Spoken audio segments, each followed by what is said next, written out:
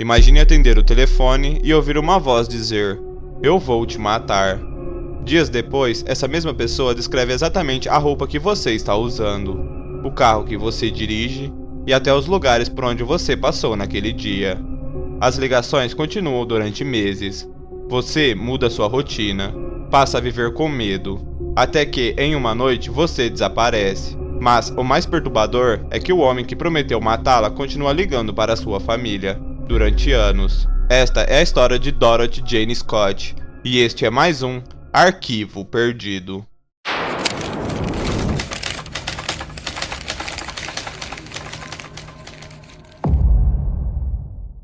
No início de 1980, Dorothy Jane Scott levava uma vida comum na Califórnia. Aos 32 anos, trabalhava em uma empresa de equipamentos médicos na cidade de Anaheim, e era a mãe de um menino de apenas 4 anos. Amigos e familiares a descreviam como uma mulher tranquila, responsável e completamente dedicada ao filho. Foi nessa época que algo começou a mudar. Dorothy passou a receber telefonemas anônimos quase diariamente. Do outro lado da linha havia um homem cuja voz ela não reconhecia. Às vezes ele dizia que a amava, em outras ocasiões prometia que iria matá-la. Com o passar das semanas, as ligações ficaram cada vez mais assustadoras. O desconhecido demonstrava saber detalhes da rotina de Dorothy, que apenas alguém muito próximo poderia conhecer. Ele descrevia as roupas que ela estava usando naquele dia, comentava por onde ela havia passado, e fazia questão de deixar claro que estava observando cada um de seus movimentos. Dorothy ficou profundamente abalada. Segundo familiares, ela passou a evitar sair sozinha sempre que possível. Também demonstrava medo de estacionamentos vazios e de caminhar à noite. Apesar disso, nunca conseguiu descobrir quem fazia aquelas ligações. Mesmo sem saber a identidade do perseguidor, Dorothy acreditava que as ameaças eram reais. Ela comentava com pessoas próximas que tinha a sensação constante de estar sendo seguida, mas não havia provas suficientes para identificar o homem, ou impedir que ele continuasse ligando. Então, na noite de 28 de maio de 1980, aconteceu algo que transformaria aqueles telefonemas em um dos casos mais misteriosos da história criminal dos Estados Unidos.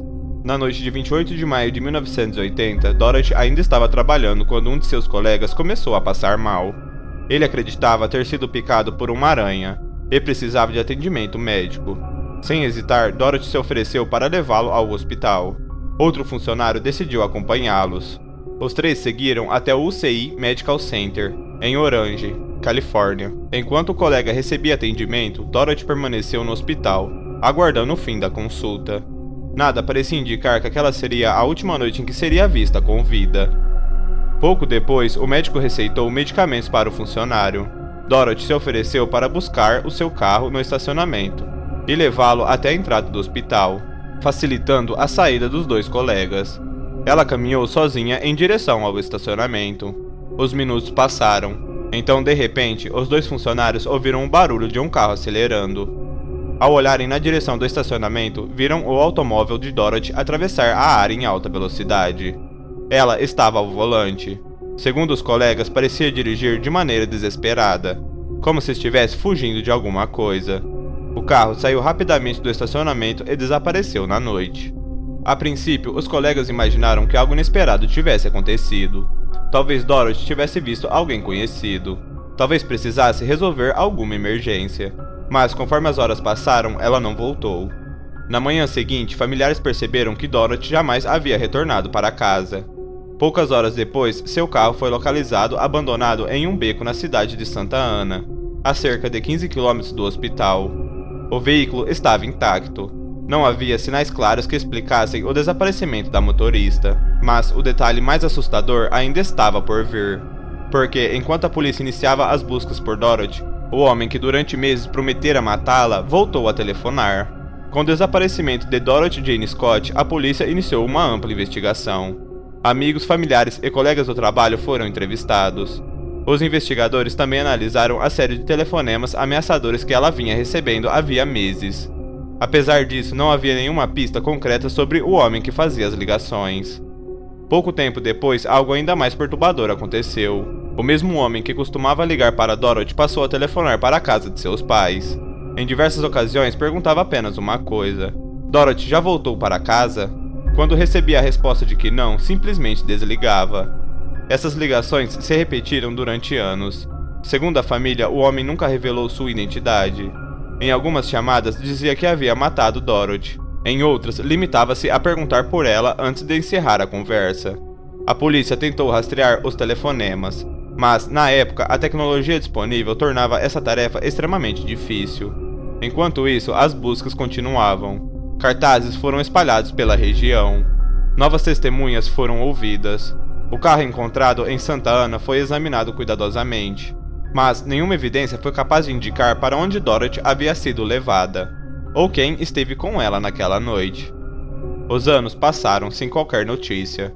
Então, em agosto de 1984, quase 4 anos após o desaparecimento, um trabalhador fazia serviços de manutenção em uma área de vegetação na cidade de Anaheim, quando encontrou restos mortais humanos. A perícia confirmou que os restos pertenciam a Dorothy Jane Scott. A causa exata da morte nunca pôde ser determinada, devido ao estado em que os restos foram encontrados.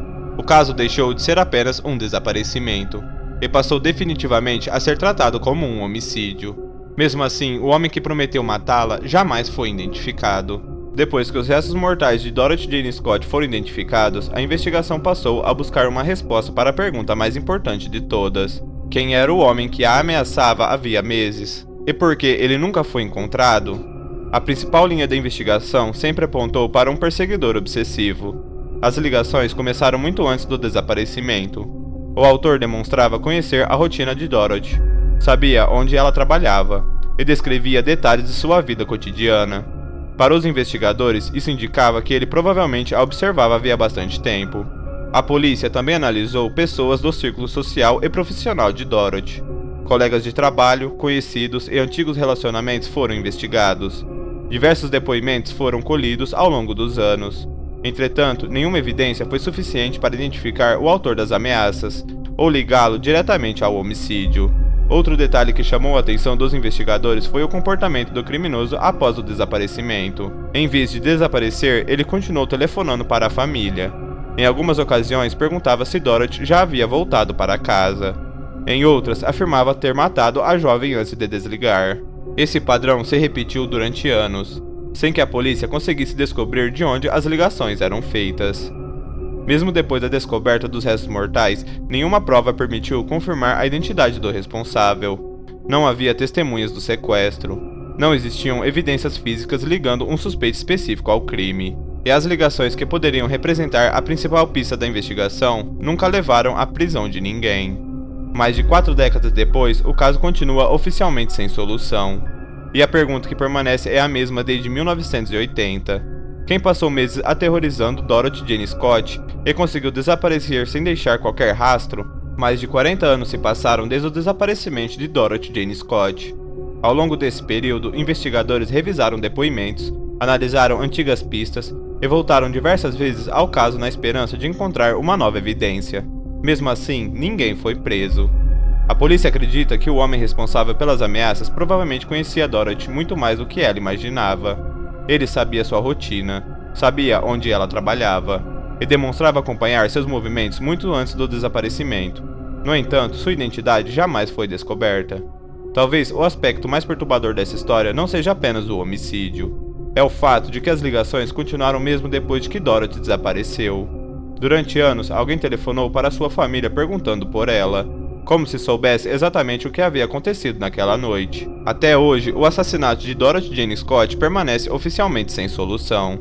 E com o passar das décadas, as chances de identificar o responsável diminuíram. Ainda assim, o caso nunca foi encerrado, e continua sendo lembrado como um dos exemplos mais assustadores de perseguição que terminou em tragédia. Agora, eu quero saber a sua opinião. Você acredita que o homem que fazia as ligações era alguém próximo de Dorothy? Ou era um desconhecido que observava sua rotina durante meses? E por que ele continuou telefonando para a família mesmo depois da morte dela?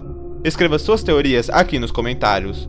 E se você gosta de mistérios reais, investigações sem solução e histórias que desafiam qualquer explicação, inscreva-se no canal, porque alguns criminosos escondem seus rastros. Outros fazem questão de lembrar as vítimas que nunca foram embora. E este foi mais um Arquivo Perdido.